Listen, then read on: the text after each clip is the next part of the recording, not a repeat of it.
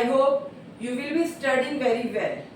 Student, हम लोग block 2 का चैप्टर 1 सीक्वेंस एंड सीरीज कर रहे थे and we have completed check your progress 1 and check your progress 2 till now. और आज की क्लास में we will study a new topic that name is geometric progression.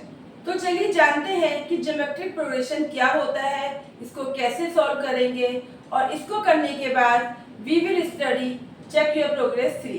Let's start. तो student, हम लोग ज्योमेट्रिक प्रोग्रेशन के बारे में पढ़ रहे हैं. ज्योमेट्रिक प्रोग्रेशन को इन शॉर्ट हम बोलते हैं जीपी. जैसे कि अरिथमेटिक प्रोग्रेशन को वी से एपी, ऐसे ही ज्योमेट्रिक प्रोग्रेशन को क्या बोलते हैं, जीपी बोलते हैं. अब ज्योमेट्रिक प्रोग्रेशन का मीनिंग क्या है? ज्योमेट्रिक का मतलब होता है गुणोत्तर, यानी कि गुणोत्तर प्रोग्रेशन मतलब श्रेणी. यानी अगर हम लोग एपी की बात करें तो एपी क्या था? एपी एक ऐसा सीक्वेंस था. सपोज मैंने यहाँ पे वैल्यू ले ली 2, 5, 8, 11, 14. तो एपी क्या था कि एक ऐसा सीक्वेंस था, एक ऐसी लिस्ट थी जो एक पैटर्न फॉलो कर रही थी. तो यहाँ पे पैटर्न क्या फॉलो हो रहा था कि ये जब भी नंबर बढ़ रहे थे तो सेम नंबर इंक्रीमेंट हो रहा था. अगर मैं यहाँ पे देखती हूँ 2 के बाद 5 यानी 3 का इंक्रीमेंट हुआ, 5 के बाद 8 3 का इंक्रीमेंट हुआ, 8 के बाद 11 देन 3 का इंक्रीमेंट हुआ. यानी कि एवरी टाइम ये जो बढ़ रहा है ये 3 के इंक्रीमेंट के अकॉर्डिंग बढ़ रहा है. अगर मैं दूसरी सीरीज लेती हूँ, सपोज 10, 8, 6, 4, 2, अगर मैं इसमें देखती हूँ तो यहाँ पे भी क्या है, ये भी एक एपी की फॉर्म में है. यहाँ पे 10 है, 8 है, 6 है, 4 है. यानी यहाँ पे ये क्या हो रहा है, कम हो रहा है, लेकिन एक पैटर्न फॉलो कर रहा है कि कम होने में हमेशा सेम नंबर फॉलो हो रहा है. यानी कि अगर 8 में से 10 माइनस करोगे तो हर बार क्या क्या हो रहा है, 2 माइनस होता जा रहा है. यहाँ पे 3 प्लस होता जा रहा है, यहाँ पे 2 माइनस होता जा रहा है. अगर मैं दोनों में ही ए की बात करूं तो ए क्या है, फर्स्ट टर्म क्या है, यहाँ पे इसमें 2 है और यहाँ पे ए क्या है, 10 है. अगर डिफरेंस की बात करूं तो इसके अंदर 3 का इंक्रीमेंट हो रहा है और यहाँ पे 2 का डिक्रीमेंट हो रहा है, यानी कि -2 हो रहे हैं हर बार. यानी ये एक ऐसा सीक्वेंस है, ये एक ऐसी लिस्ट है जो एक पैटर्न फॉलो कर रही है, या तो बढ़ रही है या फिर कम हो रही है. तो इसे हम लोग एपी बोलते हैं. तो ऐसे ही एक और सीक्वेंस होता है जिसे हम ज्योमेट्रिक प्रोग्रेशन बोलते हैं. ये सीक्वेंस क्या करता है, ये भी एक लिस्ट है, ये भी एक पैटर्न फॉलो करता है, लेकिन यहाँ पर इंक्रीमेंट या डिक्रीमेंट नहीं होता. यहाँ पे क्या होता है बेटा, यहाँ पर हर बार अगला नंबर जो होता है वो मल्टीप्लाई होता जाता है. सपोज करिए आपका फर्स्ट नंबर 2 है, फिर 4, फिर 8, फिर 16, फिर 32. ठीक है, आपके पास ये एक लिस्ट दे रखी है और इसके अंदर एक मैंने ध्यान दिया तो एक पैटर्न फॉलो हो रहा है कि अगर फर्स्ट नंबर 2 है तो नेक्स्ट टाइम में क्या है 4, यानी कि 2 को 2 से मल्टीप्लाई करा तो 4 आ गया, फिर 4 को 2 से मल्टीप्लाई करा 8 आ गया, 8 को 2 से करा 16 आ गया, 16 को 2 से करा 32 आ गया.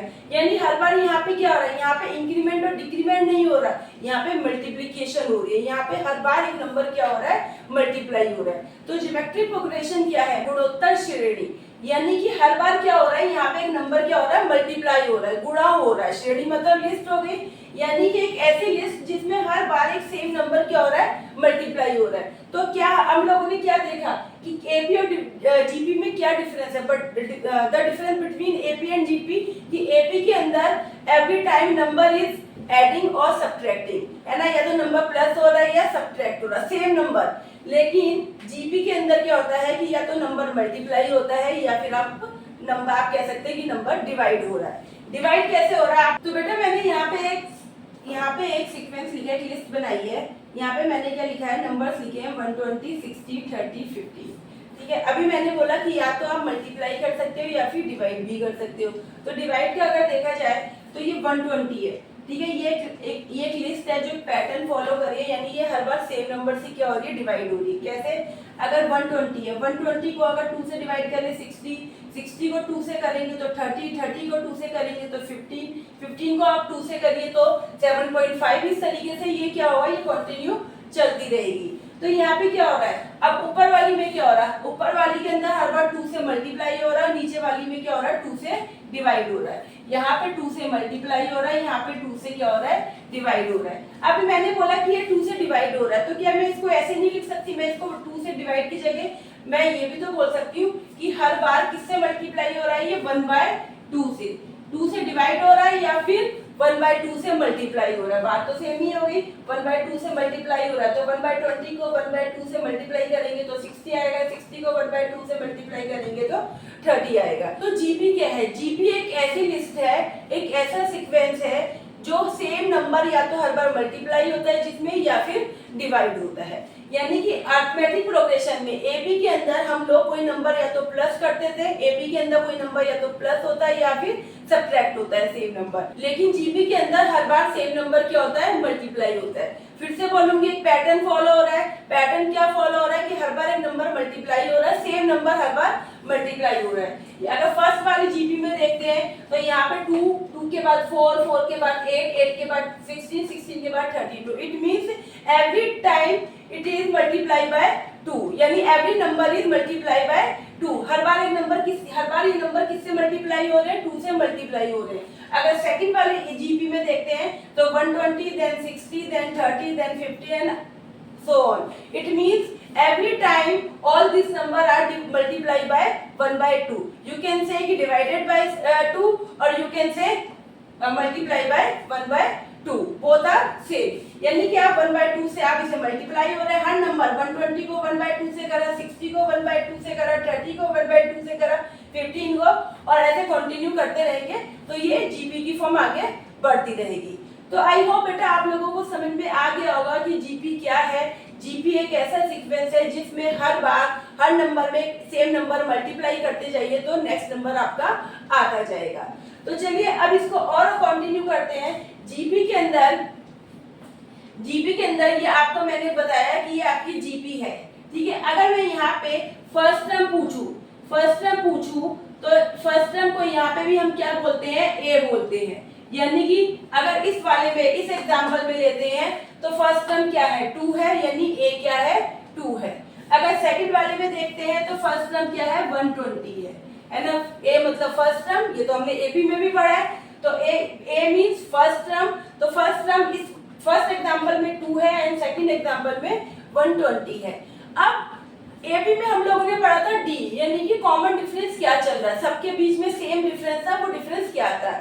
अब यहाँ पे हम लोग डिफरेंस नहीं है, हम लोग पढ़ेंगे कि यहाँ पे जो हर बार मल्टीप्लाई हो रहा है उसको क्या नाम दिया गया है कि कॉमन रेशो क्या है, कि किस रेशो में आगे बढ़ रहा है। तो अगर यहाँ की बात करती हूँ, यानी कि यहाँ पे आर डिनोट रेशो, आर का क्या मतलब हो गया, रेशो। तो आर कितना है यहाँ पे, तो आर निकालने का क्या तरीका है कि आप आगे वाले नंबर को पीछे वाले नंबर से आप डिवाइड करके देखिए। तो 4 को 2 से डिवाइड करिए, या 8 को 4 से करिए, या 16 को 8 से करिए, ठीक है। Every time you will get the same number, है ना। 4 को 2 से डिवाइड करा तब भी 2 आएगा, 8 को 4 से करा 2, 16 को 8 से करा 2। इट मींस आर की वैल्यू क्या है, 2 है, ठीक है। रेशियो हमेशा सेम रहेगा, जैसे एबी के अंदर डी हमेशा सेम रहता था, सेम हेयर यहाँ पे भी रेशियो हमेशा क्या रहेगा, सेम रहेगा, क्योंकि सेम नंबर से बार बार मल्टीप्लाई करेंगे, सेम नंबर ही फॉलो करेंगे, पैटर्न है ये। तो एवरी टाइम सेम नंबर से मल्टीप्लाई कर रहे हैं तो रेशियो हमेशा क्या होगा, सेम नंबर होगा, सेम होगा। आप किसी भी नंबर को ले सकते हैं, आप सेकंड टर्म को फर्स्ट टर्म से डिवाइड करिए, थर्ड टर्म को सेकंड टर्म से करिए, फोर्थ टर्म को थर्ड टर्म से करिए, तो एवरी टाइम जो आर है वो हमेशा क्या होगा, सेम रहेगा। ऐसे ही अगर मैं सेकंड वाले क्वेश्चन में बात करूं तो आर क्या होगा, तो अगर मैं 60 को 120 से करूं, या फिर 30 को 60 से करूं, और 15 को 30 से करूं, एवरी टाइम देखिए 1/2, यानी आर कितना हो गया बेटा आपका, आर क्या आ रहा है, रेशो क्या आ रहा है यहाँ पे 1/2, यानी कि किस नंबर से मल्टीप्लाई करें कि आपका नेक्स्ट नंबर मिल जाए। यानी यहाँ पे आप 2 से मल्टीप्लाई करिए 32 को, अगेन आप 2 से मल्टीप्लाई करिए तो 64 नेक्स्ट नंबर आ जाएगा, देन 64 को फिर 2 से मल्टीप्लाई करिए तो you will get the next number. In second example आपको किससे मल्टीप्लाई करना है, हर बार 1/2 से मल्टीप्लाई करना है। 120 को 1/2 से करा तो 60 को 1/2 से करा तो 30 आ गया, 30 को 1/2 से करा मल्टीप्लाई तो 15 आ गया, 15 को अगेन 1/2 से करिए तो फिर 7.5। इस तरीके से ये क्या होगा, ये कंटिन्यू, ये सीरीज सॉरी ये सीक्वेंस कंटिन्यू होता रहेगा। तो आई होप आप लोगों को समझ में आ गया है कि जीपी क्या होता है। चलिए अब इससे रिलेटेड क्वेश्चंस करते हैं। तो स्टूडेंट, क्वेश्चन स्टार्ट करने से पहले मैं आपको बताना चाहती हूँ कि जैसे एपी के अंदर हम लोग एपी की जो एपी अरिथमेटिक प्रोग्रेशन था उसको रिप्रेजेंट कैसे करते थे, तो आज मैंने आपको बताया था कि एपी को रिप्रेजेंट कैसे करते थे कि A plus D A plus 2d, है ना। इसी तरीके से इसको रिप्रेजेंट करते थे भाई फर्स्ट नंबर ए और एवरी टाइम डी क्या हो रहा है, प्लस होता जा रहा है, हर बार डी प्लस होता जा रहा है। सेम जीपी को भी हम लोग किस तरीके से रिप्रेजेंट करते हैं, क्योंकि यहाँ पर डी नहीं होता है, यहाँ पे हर बार एक नंबर मल्टीप्लाई होता है जिसे हम क्या बोलते हैं, हम रेशियो बोलते हैं। तो first number is a, then next अगली बार आर से मल्टीप्लाई हो गया, यानी रेशियो जो भी है वो मल्टीप्लाई होगा। फिर नेक्स्ट टाइम फिर मल्टीप्लाई हो गया तो ए आर के अंदर फिर से आर से मल्टीप्लाई हुआ तो ए आर की स्क्वायर हो गया, फिर आर से मल्टीप्लाई हुआ तो ए आर की क्यूब हो गया, नेक्स्ट टाइम फिर आर से मल्टीप्लाई हुआ तो ए आर की पावर 4 हो गया। यानी फर्स्ट टर्म आपकी ए है, कॉमन रेशियो यानी आर क्या है, आप सेकंड टर्म को फर्स्ट टर्म से डिवाइड करिए, थर्ड टर्म को सेकंड टर्म से करिए। ये मैंने आपको अभी विद एग्जांपल समझाया भी है। तो जीपी को रिप्रेजेंट करने के लिए हम लोग किस तरीके से रिप्रेजेंट करते हैं, ए आर की स्क्वायर, ए आर की क्यूब, ए आर की पावर 4, ए आर की पावर 5, जहां पर a represent the first number and r means common ratio, कि उनके बीच में कॉमन रेशियो क्या है। तो चलिए अब हम लोग एग्जांपल नंबर 15 करते हैं। इसको और अच्छे से समझने के लिए एक क्वेश्चन करते हैं एग्जांपल नंबर 15, जिससे आपको ये और अच्छे से समझ में आए। तो बेटा मैंने जो यहाँ पे ये लिखा है जीपी की फॉर्म की, जीपी को कैसे रिप्रेजेंट करते हैं, a r, then a r की पावर 2, ए आर की पावर 3। चलिए अब दोबारा एक क्वेश्चन करते हैं एग्जांपल 15, जिससे आपको ये और अच्छे से क्लियर हो जाए। आपको यहाँ पे ये एक सीक्वेंस दे रखा है, ठीक है। अब इसके अंदर मैंने देखा कि सबसे फर्स्ट टर्म क्या है, सबसे पहली टर्म क्या है, तो ए क्या है यहाँ पे -3 है, ठीक है, ये तो लिख लिया। क्वेश्चन क्या है कि find the r and next fourth term of GP, ठीक है। बोला गया है कि जीपी की फॉर्म में है, ठीक है, आर निकालना है और आगे की 4 टर्म निकालनी है। तो फर्स्ट टर्म क्या है, ए -3 है। अब हमें क्या निकालना है, जीपी में क्या निकालना है, रेशियो निकालना है कि किस रेशियो से ये आगे बढ़ रहा है। तो रेशियो निकालने के लिए क्या फॉर्मूला होता है कि पीछे वाली सेकंड टर्म को फर्स्ट टर्म से क्या कर दीजिए, डिवाइड कर दीजिए, ठीक है। तो सेकंड टर्म क्या थी, 1 थी, ये तो करा है मैंने, सेकंड टर्म को फर्स्ट टर्म से डिवाइड ही तो करा है। तो सेकंड टर्म क्या है 1 और फर्स्ट टर्म क्या है -3, तो डिवाइड करा तो आर क्या आ गया, 1/-3 आ गया। चलिए और भी करके देख लेते हैं। अगर मैं सेकंड टर्म और फर्स्ट टर्म ना रखूं, मैं थर्ड टर्म और फर्स्ट टर्म रखूं, तो थर्ड टर्म क्या है यहाँ पे, फर्स्ट सेकंड थर्ड टर्म क्या है, -1/3 अपॉन में 1, ठीक है। इसको जब ये 1 है, इसके नीचे भी क्या कंसीडर होगा 1, ये ऊपर जाके क्या हो जाएगा, ये हो जाएगा 1/3 1/1, यानी कि ये क्या आ गया, अगेन 1/3 आ गया, ठीक है, अगेन -1/3 आ गया। चलिए एक और करके देखते हैं, -9 और -1/3 को करते हैं। 1/9 और अपॉन में क्या लिखेंगे 1/3, है ना, माइनस के 1/3, तो 1/9 ये ऊपर आके क्या हो जाता है, रिवर्स हो जाता है, ये हो जाएगा -3 अपॉन में 1, है ना, 3 ऊपर चला जाएगा, 1 नीचे आ जाएगा। अब इसको सॉल्व करा, -3 अपॉन में 9, यानी कि -1 अपॉन में 3, यानी हर बार हम क्या, आर की क्या वैल्यू आ रही है, we are getting the value of r is -1/3, हर बार 1/3 आ रहा है, यानी आर जो है आपका -1/3 आ रहा है। आपको ए पता लग गया, आपको आर पता लग गया। नेक्स्ट क्वेश्चन क्या है, find the next 4 terms of GP. We have to find the next 4 term, आगे की 4 टर्म को वी हैव टू फाइंड, हमें निकालना है। तो जब आपको ए पता लग गया, आर पता लग गया, भाई हर बार कितने के रेशियो से बढ़ रहे हैं, तो जब आपकी 1/9 है तो इसको क्या करते हैं, फिर से किससे मल्टीप्लाई कर देते हैं, -1/3 से। यानी 1/9 को 1 - 1/3 से मल्टीप्लाई करा तो ये क्या आ गया, माइनस का 1/27। यानी कि अगली टर्म क्या हो गई आपकी, अगली नेक्स्ट जो टर्म है वो आपकी आ गई 1 माइनस का 1/27 आ गया। ठीक है, ये आपकी आ गई। उसके बाद अभी तो कितनी टर्म निकालनी है, हमें 4 टर्म निकालनी है, and we have find only first 1 term. अभी हमें एक ही टर्म निकालनी है और आगे की 3 टर्म और निकालनी है। देन -1/27 को फिर से -1/3 से मल्टीप्लाई करिए तो माइनस माइनस प्लस हो गया। ठीक है, 3 को 7 से कीजिए, 1 आ गया, 2 कैरी का हो गया, 3 को 2 से करा, 3 2 जा 6 और 2 8। यानी कि इससे अगली टर्म क्या होगी, 1/81 है ना। 27 को 3 से मल्टीप्लाई करा। अब आगे की टर्म एक और फिर से निकालते हैं, तो 1/81 है, इसको फिर से -1/3 से मल्टीप्लाई करा तो माइनस के 1, 3 1 जा 3 और 3 8 जा 24। यानी कि इससे नेक्स्ट टर्म क्या होगी, माइनस के 1/243। और इसके बाद फिर से एक और नेक्स्ट टर्म निकलेगी। अगेन आपको क्या करना है, आपको -1/3 से मल्टीप्लाई करना है, क्योंकि r कितना है, -1/3। तो हर बार जो भी वैल्यू होगी, लास्ट वैल्यू होगी, अगली वैल्यू निकालने के लिए इस वाली को आप 1/3 से माइनस के 1/3 से मल्टीप्लाई कर दीजिए। यानी जो भी आपके पास वैल्यू है उसको -1/3 से करें तो आपकी अगली वैल्यू निकल आएगी। क्यों, क्योंकि r की वैल्यू -1/3 है। यानी हर बार a को r से करा तो ar हो गया, ar को फिर r से करा तो ar की स्क्वायर हो गया, ar की स्क्वायर को फिर r से मल्टीप्लाई करा तो ar की क्यूब हो गया। एवरी टाइम हम r से मल्टीप्लाई कर रहे हैं तो r की पावर क्या हो रही है, वो इंक्रीज हो रही है। ठीक है बेटा, तो देखिए इस तरीके से फॉर्म ने आगे की 4 टर्म्स निकाल दी है। ठीक है, यानी कि एग्जांपल नंबर 15 कह रहा है r निकालिए, तो r की वैल्यू यहाँ पे निकल कर आ ही गई है। a की वैल्यू माइनस ली है, r की 1/, में माइनस ली है, और आगे की 4 टर्म इस तरीके से आप हर बार -1/3 से मल्टीप्लाई करते जाइए और नेक्स्ट टर्म आपकी निकल कर आ जाएगी। तो ये आपका एग्जांपल नंबर 15 था। अब इसके बाद में आपको चेक योर प्रोग्रेस 3 का क्वेश्चन नंबर 1 करवा रही हूँ। तो बेटा चेक योर प्रोग्रेस 3 का क्वेश्चन नंबर 1 है आपका।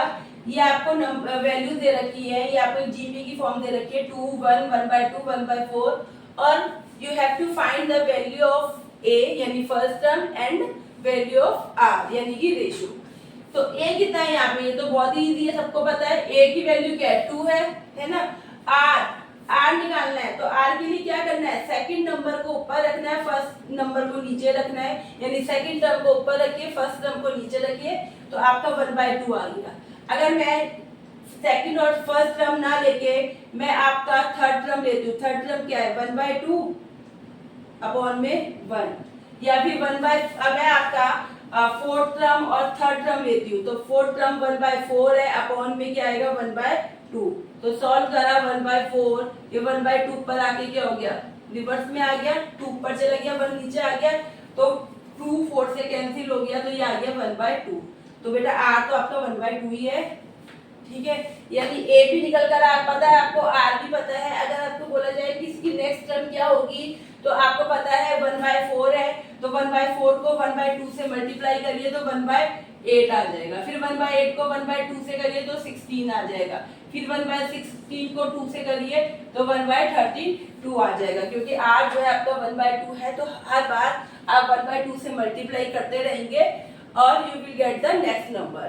तो आपकी इस तरीके से ये जीपी की फॉर्म कंप्लीट हो गई, यानी ए निकाला, आर निकाला, और उसके बाद आप इसे कंटिन्यू आगे की वैल्यूज निकाल सकते हैं।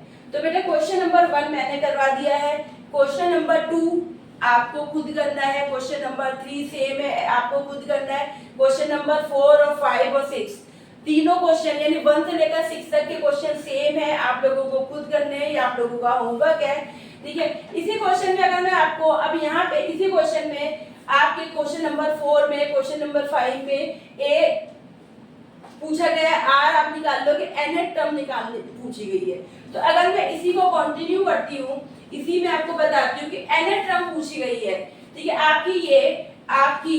ये आपकी जीपी है, आपकी जीपी की एक सीक्वेंस दे रखा है जीपी की फॉर्म में, ठीक है। अगर यहाँ पे a की वैल्यू 2 है, r निकल कर आया था 1/2 और nth टर्म निकालनी है ना। अभी तक हम क्या कर रहे थे, हम अगली टर्म निकाल रहे थे, ठीक है। यहाँ तक अगर मैं 2 है, 1 है, 1/2 है, 1/4 है, आपने नेक्स्ट टर्म निकाली, यानी ये फर्स्ट टर्म है, ये सेकंड टर्म है, ये थर्ड टर्म है, ये फोर्थ टर्म है, फिफ्थ टर्म निकाली। तो आपने क्या करा, r है, r की वैल्यू 1/2 है, तो आपने फोर्थ टर्म को 1/2 से मल्टीप्लाई करा, then you will get the fifth term. फिर ऐसे ही फिफ्थ टर्म को 1/2 से मल्टीप्लाई करोगे तो sixth term, then sixth term को 1/2 से मल्टीप्लाई करोगे तो you will get the value of seventh term. इससे मतलब आप नेक्स्ट करके तो आप वैल्यू निकाल सकते हो, लेकिन जैसे कि हमने एबी में भी पढ़ा था कि अचानक से आपको कोई किसी पर्टिकुलर टर्म की वैल्यू निकालने के लिए बोला जाए तो क्या आएगा।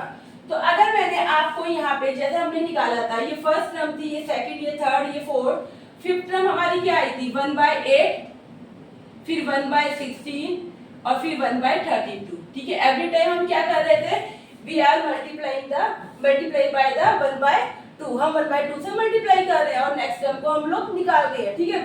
अब अगर मैं आपसे पूछूं सीधा first, second, third, fourth, fifth, six, seven, मैं सीधा पूछूं कि आप यहाँ पर हो, हमारी सेवन टर्म क्या है 1/32 है ना। ये कौन सी टर्म है, first, second, third, fourth, fifth, six, seven.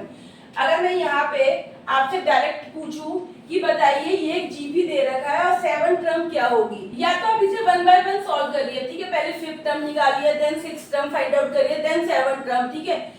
अब चलो सेवन टर्म तक भी बात हो जाती है, हम निकाल लोगे भाई, फिफ्थ निकाली, सिक्स निकाली, सेवन, आपसे पूछते सीधा 100 टर्म निकालिए, ये 68 टर्म निकालिए, जैसे कि हम एपी में कर रहे थे। तो उसके लिए यहाँ पे क्या फॉर्मूला है, उसके लिए बेटा यहाँ पे nth टर्म निकालने का क्या फॉर्मूला है, nth टर्म निकालनी है तो a इंटू आर की power n-1, a into r की पावर n-1। अगर मैं यहाँ पे मेरी सेवन टर्म जो थी 1/32 थी, अगर मैं डायरेक्ट यहाँ पे ये फॉर्मूला लिखती हूँ an कौन सी टर्म निकालनी है, सेवन टर्म निकालनी है, यानी n की वैल्यू क्या हो गई, n की वैल्यू 7 हो गई, सेवन टर्म निकालनी है ना। a की वैल्यू पता ही है, r की वैल्यू भी पता है, तो a की वैल्यू 2 है, r की वैल्यू 1/2 है, और n का मतलब क्या हो गया यहाँ पे 7, यानी 1/2 की पावर 7 - 1 है ना। n-1 यानी n की वैल्यू 7 है, तो 7 - 1 क्या हो गया, 6 हो गया। यानी कि इसको सॉल्व करा तो 2 इंटू 1/2 की पावर कितना आ गया, 1/2 की पावर कितना आ गया 7 - 1 यानी कि 6।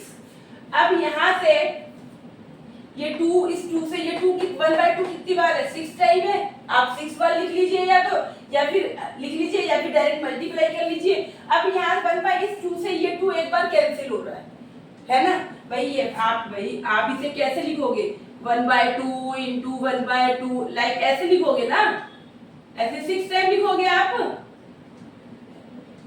6 टाइम 1/2 की पावर 6 टाइम है, तो ये एक 2 तो यहाँ से कैंसिल हो रहा है ना, ठीक है। यानी कि ये 1/2 कितनी बार बचा, 5 टाइम्स बचा, यानी कि इसको मल्टीप्लाई करेंगे 1 2 2 जा 4 4 2 जा 8 8 2 जा 16 16 2 जा 32, यानी कितना आ गया 32 आ गया।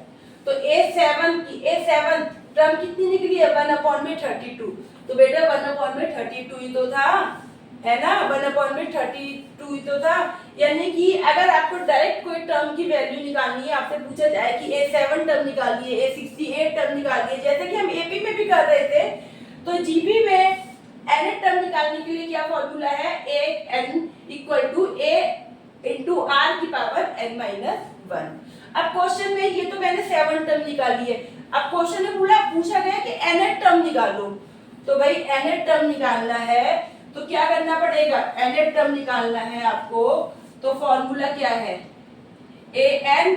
nth टर्म ही निकालना है, यानी n की वैल्यू तो पता ही नहीं है भाई। बेटा ये सब काम हम एबी में भी कर चुके हैं, मैं आपको पढ़ा चुकी हूँ कि nth टर्म है, n की वैल्यू नहीं पता तो आंसर n की फॉर्म में ही आएगा।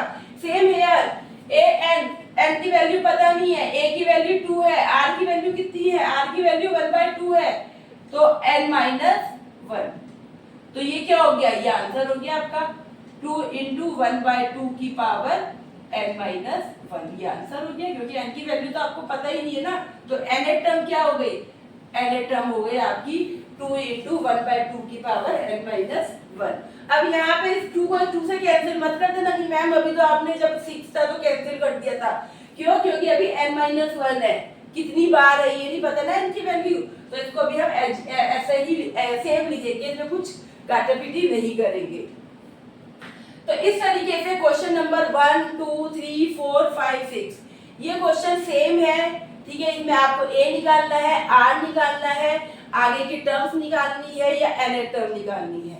तो आप लोग ये सारे क्वेश्चन 1 से लेकर 6 तक के, अब क्वेश्चन नंबर 1 मैंने करवा दिया, nth टर्म भी बता दी है कि nth टर्म कैसे निकालनी है, n की वैल्यू दे रखी है तो ठीक है, अगर नहीं दे रखी तो n की फॉर्म में ही आंसर आएगा।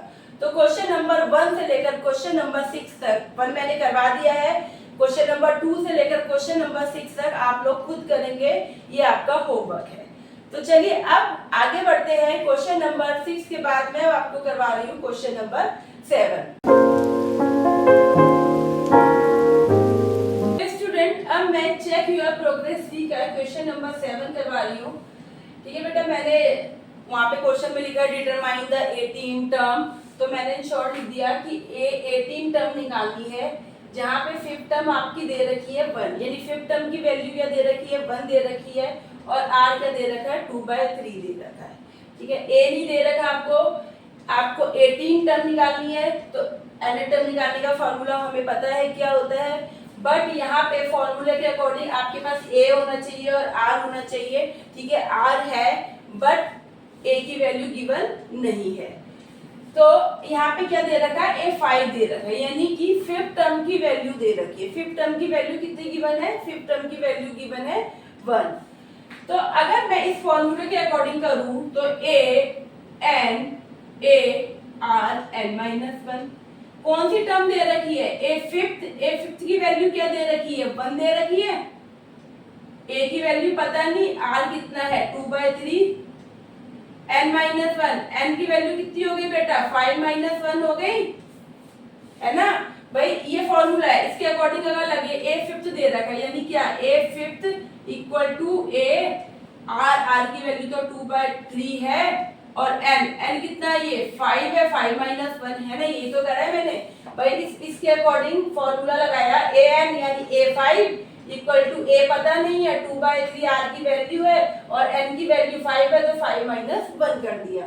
अब यहाँ पे a5 फिफ्थ टर्म की वैल्यू क्या दे रखी है, 1 दे रखी है, तो मैंने फिफ्थ टर्म की वैल्यू लिख ली यहाँ पे 1। अब इसको सॉल्व करा, 1 a 2/3, 5 में से 1 गए तो कितना हो गया, 4 हो गया, है ना। 5 में से 1 गए तो क्या हो गया, 4 हो गया। यानी कि अब अगर मैं यहाँ पे 1 इसको सॉल्व कर दूं, a 2 की पावर 3 टाइम्स हो गई, यानी 2 2 जा 4, 4 2 जा 8, 8 2 जा 16 हो गया। और ऐसे ही 3 को 4 टाइम्स करेंगे तो 3 3 जा 9, 9 3 जा 27, 27 को आप 3 से कर लीजिए तो 3 7 जा 21, 2 3 2 जा 6 और 2 8, यानी कि 81, यानी 2 को 4 टाइम्स मल्टीप्लाई करिए, 3 को 4 टाइम्स मल्टीप्लाई करिए तो आ गया 6/81। अब ये यहाँ पे 16/81 जो यहाँ पे क्या हो रहा है, मल्टीप्लाई हो रहा है, इधर आके क्या होगा, डिवाइड होगा, यानी कि अगर मैं a को यही छोड़ दूं तो 1 यहाँ पे 81 क्या हो जाएगा, यहाँ डिवाइड हो रहा है तो यहाँ मल्टीप्लाई, और 16 यहाँ मल्टीप्लाई हो रहा है तो डिवाइड, उल्टा हो गया, ठीक है। यानी कि सॉल्व करा तो a की वैल्यू कितनी आ गई, 81/16, 81/16। और अगर आप इसे काटना चाहेंगे तो ये काट के क्या हो जाएगा, तो बेटा ये कटेगा नहीं, है ना, ये कटेगा नहीं भाई, ये तो 81/16। तो a की वैल्यू क्या आ गई, 81/16 आ गई। अब क्वेश्चन में पूछा क्या, कौन सी टर्म पूछी गई है, a18 पूछी गई है। तो अगर मुझे a18 टर्म निकालनी है तो फॉर्मूला लगाया, 18 टर्म का फॉर्मूला लगाया, a की वैल्यू कितनी निकल कर आई है, 18/61, 81/16, आर की वैल्यू कितनी है, आर की वैल्यू 2/3 दे रखी है और n-1, n की वैल्यू कितनी है 18 -1। ठीक है बेटा, सॉल्व करते हैं इसे। 81 अपॉन में 16, 2 अपॉन में 3, 18 में से 1 गया तो इसकी पावर कितना हो गया 17 हो गया, है ना। और ये देखें तो ये कितनी वाली पावर था, ये था 81 का मतलब ये कितनी 83 की कितनी पावर था 4 और ये 2 की कितनी पावर था 4, 2/3 17, है ना। 81 3 को कितनी बार मल्टीप्लाई करा था 4 टाइम्स करा था तभी तो आया था, तो और 2 को कितनी 2 को भी 4 टाइम्स करा था, यानी ये 3/2 की पावर 4 है, 4 बार मल्टीप्लाई करने पे तो आया था। तो अब ये 2/3 की पावर 17 है, तो अब इसमें से जितना कैंसिल हो रहा है वो कैंसिल करिए, यानी कि 3 यहाँ पे कितनी बार है 4 बार, यहाँ पे 3 कितनी बार है 17 टाइम, यानी कितनी बार बचेगा 3 कितनी बार बचेगा 17 में से 4 कट जाएंगे तो 3 कितनी बार बचेगा 3 आपका बचेगा 13 टाइम। ऐसे ही यहाँ पे 2 भी, यानी ये कितनी बार बचेगा बेटा, ये आपका बचेगा 13 टाइम, ये कितनी बार बचेगा 13 टाइम। फिर से एक बार बता देती हूँ कि nth टर्म का फॉर्मूला लगाया, आपको एक फिफ्थ टर्म दे रखी है तो फिफ्थ nth की जगह मैंने फिफ्थ टर्म के अकॉर्डिंग फॉर्मूला लगाया, a अपॉन मल्टीप्लाई 2/3, n की वैल्यू 5 माइनस है 5 -1 कर दिया, इसको सॉल्व करा। अब a5 की तो वैल्यू गिवन है तो a5 की वैल्यू पुट कर दी और इसको सॉल्व करा तो a की वैल्यू आपकी 81 अपॉन में 16 निकली है।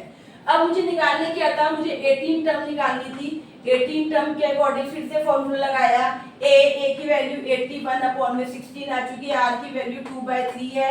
अब यहाँ पे n की वैल्यू क्या है, n की वैल्यू 18 टर्म निकालनी है तो n की वैल्यू क्या है 18 है, तो 18 -1 कर दिया क्योंकि n-1 था। अब इसको सॉल्व करा तो 18 में से 1 गया तो ये 17 हो गया। अब इसको मैंने 81 अपॉन में 16 है, यानी ये 3/2 की पावर कितनी है 4 है, 4 टाइम्स ही तो करा था, यहाँ पे हमने भी करा तो था, तो ये 4 टाइम्स है और ये 2/3 की पावर 17 टाइम्स है। तो यहाँ 3 ऊपर है, यहाँ 3 नीचे है, यहाँ 2 ऊपर है 2 नीचे है, तो कैंसिल हो जाएगा। कितनी बार कैंसिल हो सकता है 4 बार, है ना। उस 2/3 से ये 3/2 कितनी बार कैंसिल हो सकता है 4 बार कैंसिल हो सकता है, तो 4 बार कैंसिल होगा तो 2/3 कितनी बार बचेगा 13 टाइम्स, है ना। 4 माइनस कर देंगे तो 13 बचेगा।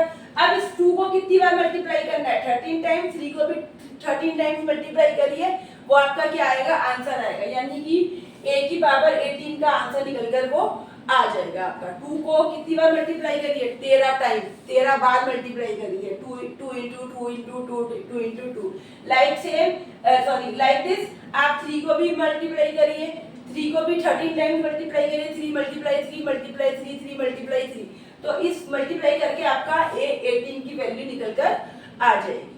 ठीक है बेटा, अब ये तो एक नॉर्मल तरीका था जो नॉर्मल हम लोगों ने पहले एपी में भी जब हमने क्वेश्चंस करे तो ऐसे क्वेश्चंस करे हैं कि आपको एक nth टर्म की वैल्यू दे रखी है और कोई दूसरी टर्म निकालने के लिए बोला गया है। ठीक है, अब यहाँ पे इसको सॉल्व करने के लिए एक और आसान फॉर्मूला दिया हुआ है, तो इसको सॉल्व करने के लिए जो फॉर्मूला दे रखा है वो है an अपॉन में am इक्वल टू r की पावर n-1, यानी कि बेटा यही आंसर आएगा आपका, लेकिन इतनी मेहनत नहीं करनी पड़ेगी। पहले इस फॉर्मूले को ना समझ लेते हैं हम लोग। ठीक है, इस क्वेश्चन को यहाँ से मैं रब कर रही हूँ, पहले फॉर्मूले को समझते हैं। ये आंसर आया आपका 2/3 की पावर 13 टाइम्स, 2/3 की पावर 13 टाइम्स ये आंसर है। इसको मैंने यहाँ लिख लिया है, ठीक है, यहाँ मैंने लिख लिया है। अब मैं इसको रब कर रही हूँ, पहले इस फॉर्मूले को समझते हैं, फिर इस फॉर्मूले से करते हैं ये क्वेश्चन, इस फॉर्मूले के अकॉर्डिंग करते हैं ये क्वेश्चन। ठीक है, अब बेटा ये फॉर्मूला दे रखा है, सपोज करिए आपको एक जीपी दे रखी है 2 4 8 16 32। ठीक है, इस फॉर्मूले को समझा रही मैं आप लोगों को। ये 2 है, 4 है, 4 को 2 से करा 8, 8 को 2 से करा 16, 16 को 32, देन 64, फिर आगे आप कंटिन्यू कर सकते हैं। सो यहाँ पे a की वैल्यू 2 है एंड आर की वैल्यू क्या है, 4 को 2 से डिवाइड करा, 4 को 2 से करा तो आर की वैल्यू भी क्या है 2 है ना। हर बार 2 से मल्टीप्लाई कर रहे हैं तो वैल्यू निकल कर मल्टीप्लाई कर रहे हैं तो नेक्स्ट नंबर निकल कर आ रहा है ना। अब ये अब आपसे पूछती हूँ कि फिफ्थ टर्म, ये first second third fourth fifth term, a fifth term और ए सेकंड टर्म का रेशियो कितना है। सेकंड टर्म क्या है 4 है ना, और फिफ्थ टर्म क्या है 32 है। अगर मैं इसके अकॉर्डिंग करती हूँ तो देखिए सबसे पहले अगर मैं इस फॉर्मूले को सॉल्व करती हूँ इसके अकॉर्डिंग यहाँ पे करते हैं, A5 और A2 को छोड़िए, अगर मैं यहाँ पे an अपॉन में an है इसके अकॉर्डिंग सॉल्व करती हूँ तो an की जगह क्या लिख सकते हैं arn-1, यहाँ पे क्या लिख सकते हैं arm-1 है ना। वही जो यहाँ पे दे रखा टर्म वही टर्म तो लिखेंगे, यहाँ पे n था तो n-1, यहाँ पे m था तो m-1। ठीक है, क्वेश्चन अभी करके दिखाती हूँ आपको। तो अब यहाँ पे a से कैंसिल हो गया, ये क्या हो गया rn-1। अब ये यहाँ पे r की पावर n-1 है, यहाँ पे r की पावर m-1 है, तो बेस तो सेम है। जब बेस सेम होता है तो वैल्यू डिवाइड होती है तो पावर क्या हो जाती है, पावर सब्ट्रैक्ट हो जाती है ना। जब मल्टीप्लाई होता है तो पावर को प्लस करते हैं, ऐसे ही यहाँ पे क्या हो रहा है, बेस सेम है और डिवाइड हो रहा है तो पावर क्या हो जाएगी, माइनस हो जाएगी। भाई बेस तो सेम है, बेस लिख लिया, अब इन पावर को क्या करते हैं, माइनस कर देते हैं, तो n-1 और इसमें से माइनस करा m-1, तो ये हो गया rn-1, ये ब्रैकेट खोला, बाहर माइनस है तो माइनस का m और 1 किसका हो गया, प्लस का, 1 से 1 कैंसिल हो गया तो r की पावर n-m ही तो आई, यही तो आई है बेटा, r की पावर n-m है ना, यही तो आई है। फॉर्मूला प्रूव हो गया है ना कि आप an टर्म लगाओ, m टर्म के अकॉर्डिंग फॉर्मूला लगाओ, फिर आप उसको देखो, आप उसे खोल के कैंसिल करो तो देखिए r की पावर n-1 ही आ रही है।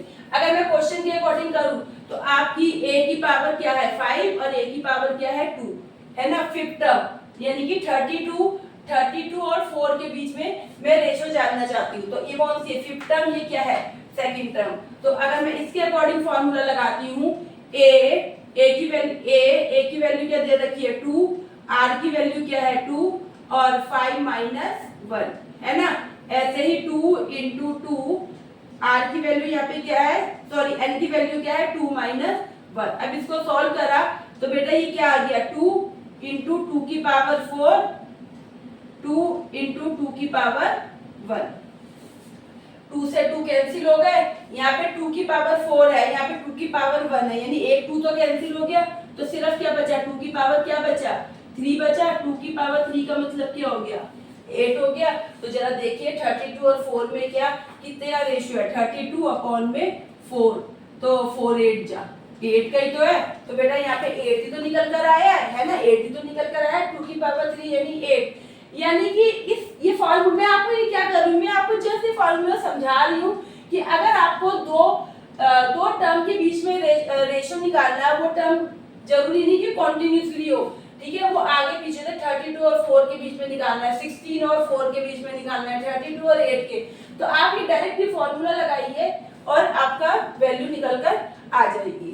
ठीक है, तो अब हम जो क्वेश्चन कर रहे थे क्वेश्चन नंबर 7, ठीक है, यहाँ पे आपको समझ में आ गया कि 2 की पावर 3 मतलब 8 आया, तो इनके बीच में क्या है 32 अपॉन में 4, 8 का ही तो रेशियो चल रहा है 4 और 32 के बीच के अंदर, है ना।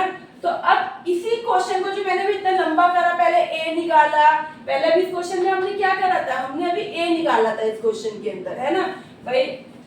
इस क्वेश्चन के अंदर मैंने आपको पहले क्या निकाल के दिखाया, मैंने आपको सिंपल तरीके से एक नॉर्मल तरीके से करके दिखाया कि आपकी आपको ये फॉर्मूला लगाया an इक्वल टू arn-1, क्योंकि आपको a5 दे रखा है तो a5 लिखा है यहाँ पे, फॉर्मूले में वैल्यू लिखी, a5 की वैल्यू 1 दे रखी थी तो a5 की वैल्यू 1 लिखी, और यहाँ से मैंने a की वैल्यू आपकी निकाल के दिखाई, a की वैल्यू आपकी 3 अपॉन में 2 यानी 81 अपॉन में 16 आ रही थी, है ना, ऐसी कुछ वैल्यू आ रही थी आपकी a की वैल्यू 81 अपॉन में 16 आ रही थी। ये सब काम हमने किया था। फिर a की वैल्यू निकालने के बाद उन्होंने क्वेश्चन में पूछा 18 टर्म था, तो अगेन ये फॉर्मूला यूज करा, फॉर्मूले के अंदर a की वैल्यू पुट करी, r की वैल्यू पुट करी, n की वैल्यू 18 बोल ही रखा है, फिर हमने a18 को सॉल्व करा।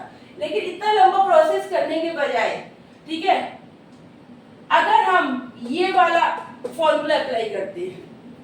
कौन सी टर्म पूछी गई है क्वेश्चन में? 18 टर्म, A18 है ना, बाद में तो 18 टर्म ही आएगी है ना। n अपॉन में m का मतलब क्या भाई, m पहले आता है n बाद में आता है, तो n को ऊपर रखा गया है, तो 18 टर्म और देर कौन सी रखी है? A5 term. यानी कि अगर देखा जाए फॉर्मूले के अकॉर्डिंग an की वैल्यू क्या हो गई? A18 और am की वैल्यू क्या हो गई? A5 है ना। तो इसके अकॉर्डिंग देखिए an की वैल्यू A18 अपॉन में A5 सॉरी A5 ये हो गई, ठीक है। फॉर्मूला है r n minus one, n minus n। तो A18 तो मुझे पता नहीं है, A5 की वैल्यू कितनी गिवन है? 1, r की वैल्यू कितनी गिवन है? 2/3, n कितना है? n 18 है और m कितना है? 5। तो अब इसको सॉल्व करा, A18 ये 1 तो नीचे है, यहाँ पे आके मल्टीप्लाई हो जाएगा, वैसे भी कोई नहीं भी करो तो चलेगा। 2/3, 18 में से 5 गए तो कितना बचा? 13 बचा। तो बेटा A18 की वैल्यू कितनी आ रही है यहाँ पे? 2/3 की पावर 13। तो हमने यहाँ पे जो इतनी मेहनत करके निकाला था, क्या निकाला था? यही तो निकाला था, 2/3 की पावर 13 ही तो निकाला था, यही तो निकाला था 2/3 की पावर 13। तो वहां पे पहले a की वैल्यू निकाली, फिर a की वैल्यू निकालने के बाद फिर से फॉर्मूले में वो सारी वैल्यूज पुट करी, देन हमने A18 निकाला। बट यहाँ पे क्या डायरेक्ट सीधा फॉर्मूला लगाया कि A18 अपॉन में A5 का फॉर्मूला, 18 टर्म पता नहीं है, 5 टर्म पता है, ठीक है। और उसका फॉर्मूला था r की पावर n-1, तो A5 की वैल्यू पुट कर दी 1, r की वैल्यू पता है n-1, तो 18 निकल कर आ गया है ना। तो इतना सारा काम करने का जरूरत ही नहीं है, ठीक है। आप उस तरीके से करते हैं तब भी ठीक है, ठीक है, इससे करते हैं तब भी ठीक है, आंसर सेम आएगा, सही आएगा। बट वो थोड़ा सा प्रोसीजर, थोड़ा सा वहाँ पे वो जो लॉन्ग वे था, मतलब थोड़ा लंबा तरीका था, और यहाँ पे ये शॉर्टकट में हो गया, जल्दी हो गया, आपकी कैलकुलेशन जो है वो यहाँ पे कम हो गई। वहाँ पे ए निकाला था, वो सब यहाँ पे आपको झंझट नहीं करने पड़ेंगे। तो बेटा ये मैंने क्वेश्चन नंबर 7 आपको करवाया है चेक योर प्रोग्रेस 3 का। अब आपको ऐसा ही सेम क्वेश्चन है एग्जाम्पल नंबर 16, ठीक है। एग्जाम्पल नंबर 16 बिल्कुल सेम क्वेश्चन है, वो क्वेश्चन आप लोगों को खुद करना है। उसके अंदर भी ऐसे ही कोई एक टर्म निकालनी है, एक टर्म दे रखी है और आर दे रखा है, सेम क्वेश्चन है।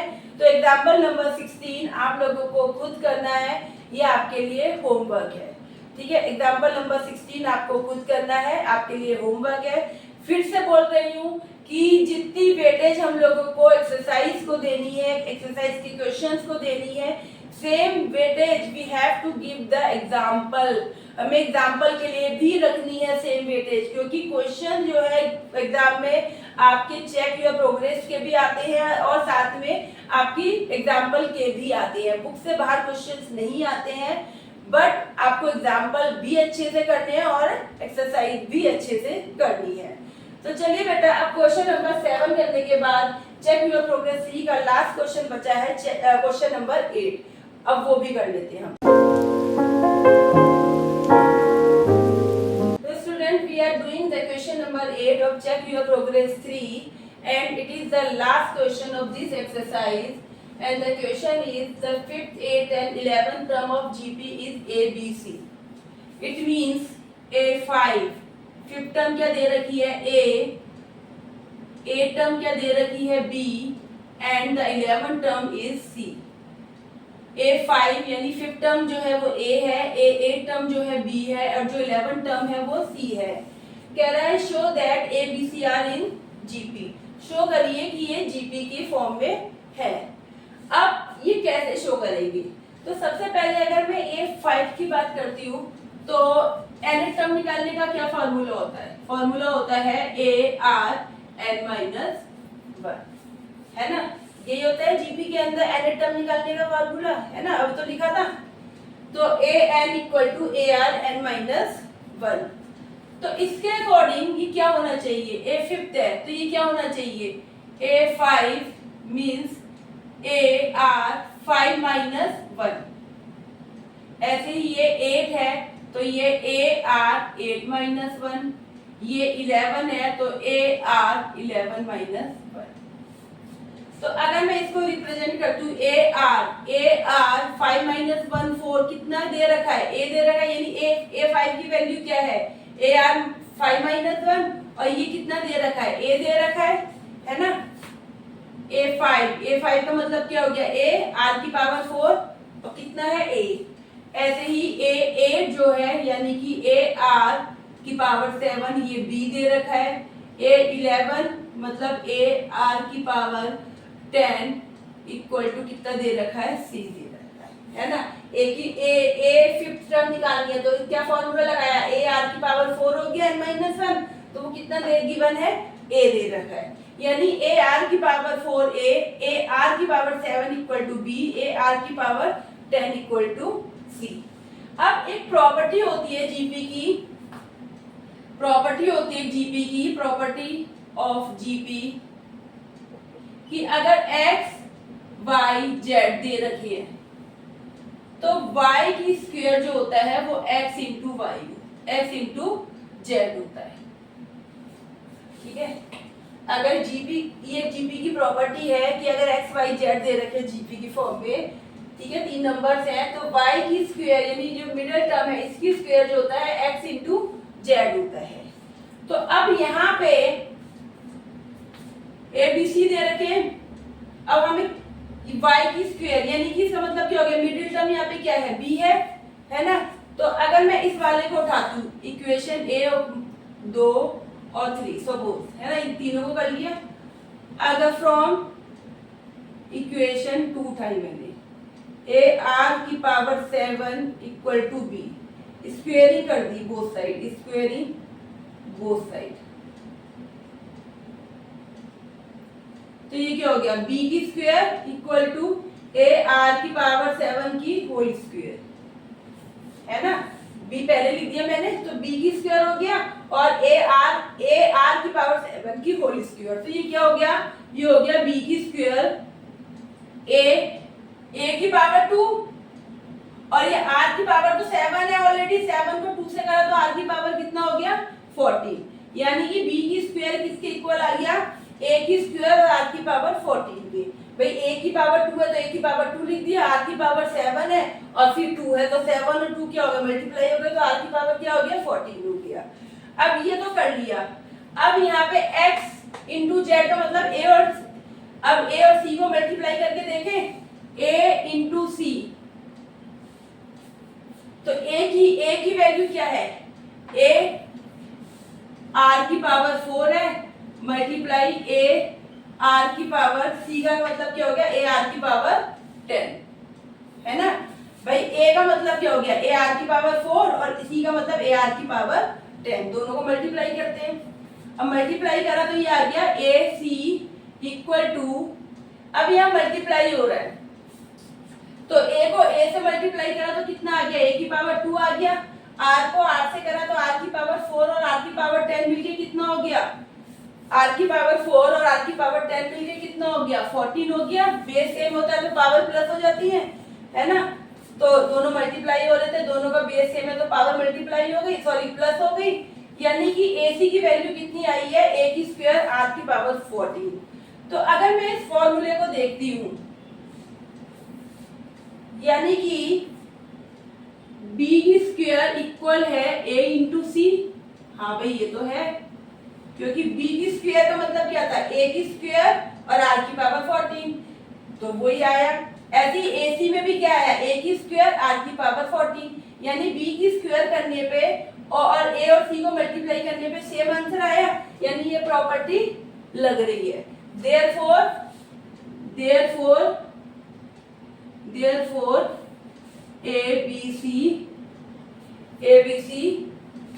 ABC are in GP,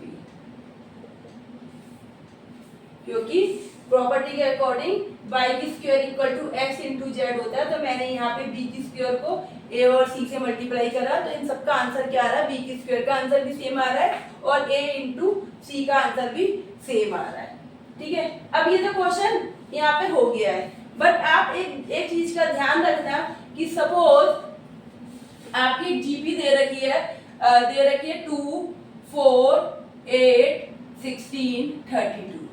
अब जैसे कि मैंने ये बोला है आपको, ये तो मैंने आपको प्रूफ करके दिखा दिया, थोड़ा सा मैं क्वेश्चन के थ्रू आपको समझा भी देती हूँ। अब जैसे कि आपको बोला है कि मैंने बोला कि मिडिल टर्म जैसे एक्स वाई जेड, तो एक्स वाई जेड, ये एक्स हो गया, ये वाई हो गया, ये जेड हो गया, ठीक है। यानी कि आप खुद ही देखिए, y की स्क्वायर यानी 4 की स्क्वायर करूंगी तो क्या आएगा 16 आएगा, 4 की स्क्वायर करूंगी तो क्या आएगा 16 आएगा, और 2 और 8 को मल्टीप्लाई करूंगी, 2 और 8 को करूंगी तब भी क्या आएगा 16 ही तो आ रहा है ना, 16 ही तो आ रहा है। ऐसे ही आप आगे की 3 टर्म ले लीजिए, आगे की 3 टर्म ले लीजिए।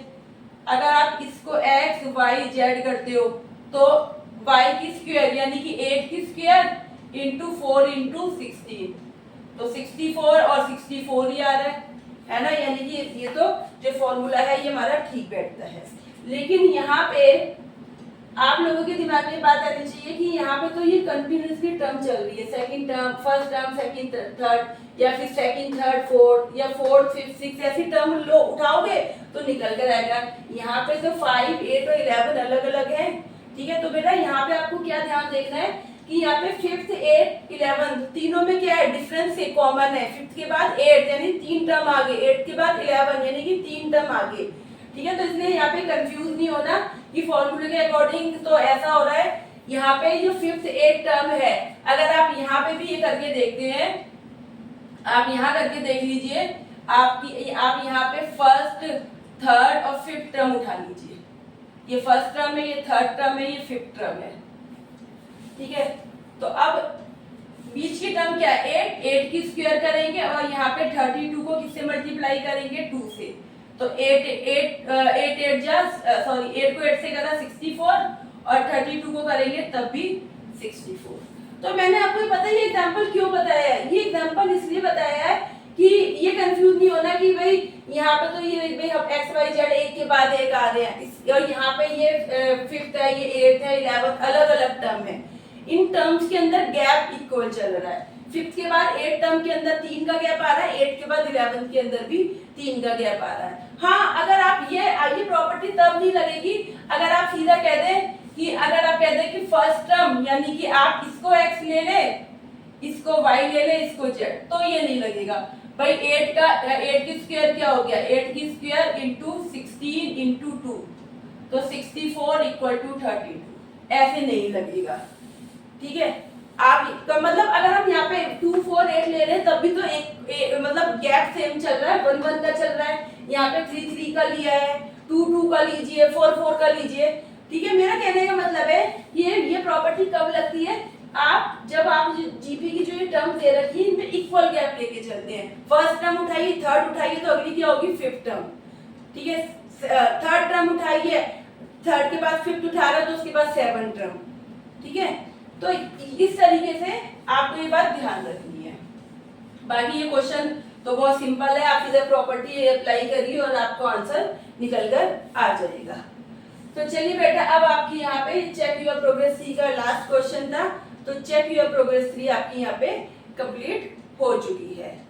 सो स्टूडेंट, अब आप लोगों का होमवर्क है कि आप लोगों को चेक योर प्रोग्रेस 3 के क्वेश्चंस खुद करने हैं, एज वेल एज साथ एग्जाम्पल भी करने हैं आप लोगों को।